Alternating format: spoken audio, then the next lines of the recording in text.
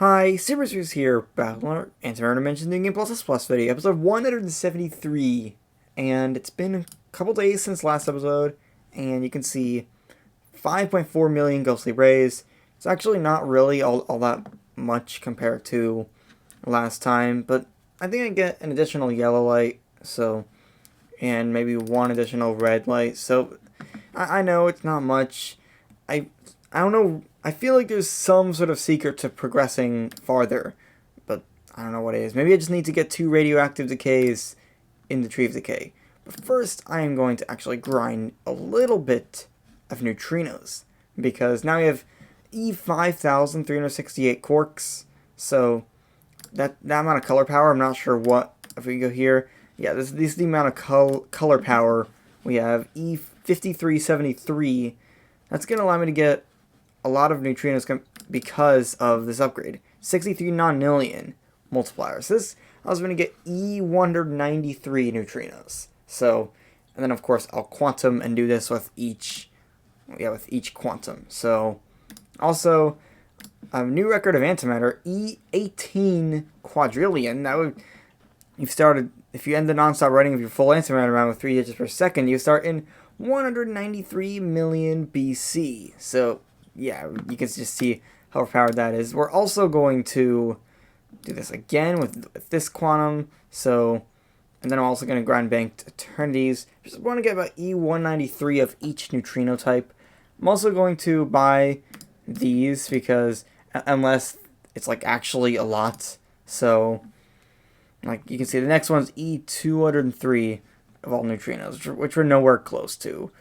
And then now just quantum one more time, do it again with the third type of neutrino, and I feel like these boosts may be, I think the boosts are based on like logarithmically. I thought they would be more powerful than they are, like all these neutrino boosts, but they don't.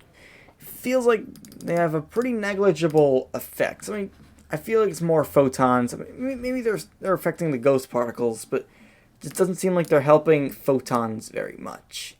So, right now, photons is a little bit separated from the other mechanics, but that's okay. I'm just going to grind eternities now. Hopefully this is going to give me a lot of banked eternities, because it's only E93, which is not okay for this. Like, we want E120 something. So, let's see, this is, yeah, E125. So that should make for hopefully a really good big rip run. So I'm just gonna do this and okay, big rip. So yeah, E9 billion in big rip and E136 ghost particles. So it's immediately there's at least an improvement. And then also I should probably go into a big rip build and possibly even dilate time. I feel like the thing is, I haven't gotten a lot of quark spins in Big Rip. It's because this Tree of Decay is slow, and there's not much I can do to actually speed it up. The thing is that these upgrades are E145 and E150. And these are space shards. You can see how many space shards we have. We're nowhere close. We're E117. So it's just gonna take a while. This time I actually am gonna try to focus on like trying to get a decent amount of quark spins. It should be faster than in the photons wall, considering just because like all the numbers are bigger. If we go to mastery studies, this is now 11.48 times instead of like 2.5 times.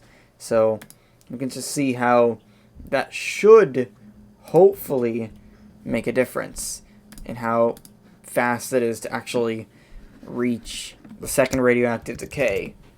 So, yeah, see you in a bit.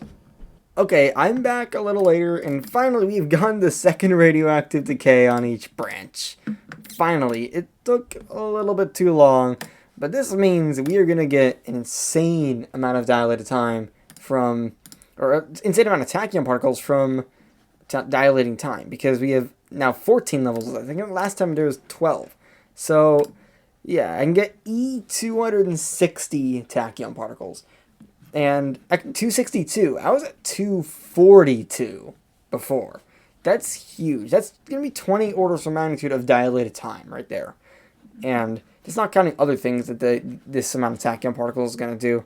Also, I keep forgetting, but I can go into Eternity Challenge 10, and it is overpowered. Almost 12 billion antimatter in Big Rip. That's insane. Also, we go to Mastery Studies. There's now an 18 times boost to the spin production, probably because of all the tachyon particles, and just we're up to E125 space shards. And I know it's not like really as much as like I need, but it's still a good amount, and it's gonna allow me to get E172 ghost particles, which is crazy. And yeah, I know we're not making that much progress in the photons, but I feel like getting 20 orders of magnitude of tachyon particles and just getting a lot of these neutrinos, I think it's going to make a difference, because like this increase in ghost particles, I don't know how many neutrino molts that is, but the 40 orders of magnitude of ghost particles is going to be insane. So here we go. I'm not even going to count. Let's see. E222, like immediately, and we're not even to the real neutrino grinding. I mean, I guess we can just quantum like a few times just to get a few neutrinos, but you're just going to see it's overpowered. Maybe this will also allow me to get more time theorems, because E260 tachyon particles, if we go to time dilation, now we're getting E103 per second. I don't know what I was getting before, but in a day, that's going to give me almost 2 E108 time theorems. I'm only at 4 E107 time theorems. So you can just see how that could really improve things. So, I mean, I guess I do have to go into Big Rip once just to get some Ghostly Photons. I mean, maybe I don't even need to do that. Maybe I could just increase the limit and then get Ghostly Photons. I mean, I guess I want my nanofield rewards, so I'll probably do it here. So, yeah, I know. Big Rip. It's not the most exciting thing, but I guess I'll just do it here. Respec. Why am I taking so long to do that? Actually, this is the wrong build. Go to nanofield and Big Rip. And then once I get this, maybe once I... Wait, this is not even nanofield and Big Rip. I need to... I feel like I've been doing this a lot. But, okay, whatever. Also, we can actually now afford this study in nanofield and Big Rip. That's huge. This is why these time theorems matter. Like, I mean, I guess this is also useful, and I could have got it, but I don't think it's doing it. It's not going to do anything at this point, so you can just see how that's going to affect everything. So that means Radioactive Decay is going to be faster while I'm grinding nanofield up. So you can see, I'm not exactly sure how many rewards I'm going to go for. Maybe 47. I feel like 47 is a good amount. Possibly. I don't think 48 is worth going for at this point. And yeah, I don't feel like 48 is worth going for it. 47 is, I think, the magic number this time around. So yeah, there's that. I just have to wait for it. Okay, here we go. Reward 47. The next one's almost at E40 pre-on energy. So yeah, that's, I mean, it's doable, but it's not worth it. I just think this amount of nanofield rewards is totally fine. Also, E118 space shards. It's gonna help like grind banked eternities and all that. So I'm just gonna go into this build and get Ghostly Photons going. Like, because now I have 700 Ghostly Photons, or 700,000 Ghostly Photons. I feel like that's more than I had before, and just I feel like this could be a new record amount of dilated time because of the improved tachyon particles. So hopefully, what I'm going for at least one blue light. I think that's the most crucial thing. And like, it's boosting, it's gonna reduce the nerf to blue power boost. This is this, which is dilated time production. That's the thing that's really driving the growth in photons.